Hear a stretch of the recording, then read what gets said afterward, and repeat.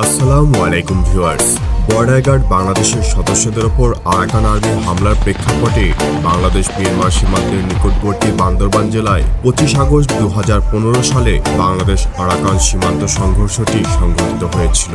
25 August 2015 স্থানীয় সময় সকাল 9:30টায় থানচির বরমদক গ্রামের কাছে সংঘাতের শুরু হয়। আরাকান আর্মির সাঙ্গু নদীর কাছে বরমদকের টহলরত 10 সদস্যের বিজিবি টহল দলের ওপর আক্রমণ করলে তাদের মধ্যে 5 ঘন্টা বন্দুকযুদ্ধ অব্যাহত থাকে।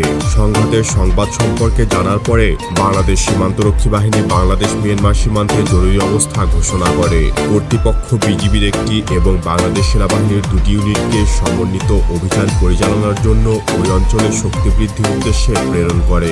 একই দিনে বর্ডার গার্ড বাংলাদেশ, বাংলাদেশ সেনাবাহিনী এবং বাংলাদেশ বিমান বাহিনী আরাকান আর্মির বিরুদ্ধে একটি যৌথ অভিযান শুরু করে।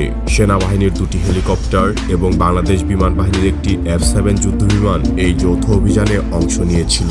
বাংলাদেশ সরকারের অনুরোধে মিয়ানমার সরকার তাদের সীমান্তের সিলটি বন্ধ করে দেয়। প্রথম দিকে আরাকান আর্মি বরমদকের বিজিবি ফাঁড়ি ঘেরাও এবং অবরোধ করেছিল, কিন্তু বাংলাদেশি সৈন্য মোতায়েনের পরে বিদ্রোহীরা এই অঞ্চল থেকে পিছু হটেছিল।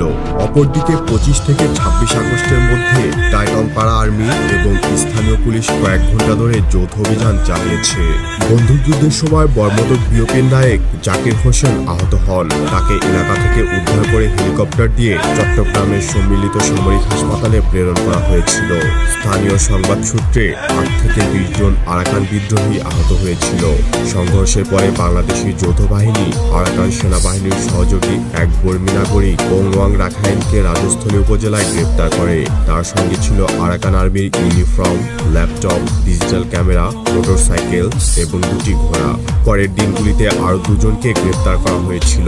সে সময় এক বিবৃতিতে বাংলাদেশের স্বরাষ্ট্রমন্ত্রী বলেছিলেন যে আরাকানি সেনারা দমন না হওয়া পর্যন্ত এই যৌথ অভিযান অব্যাহত থাকবে, যার ফলাফল বাংলাদেশ বিজয় লাভ করে।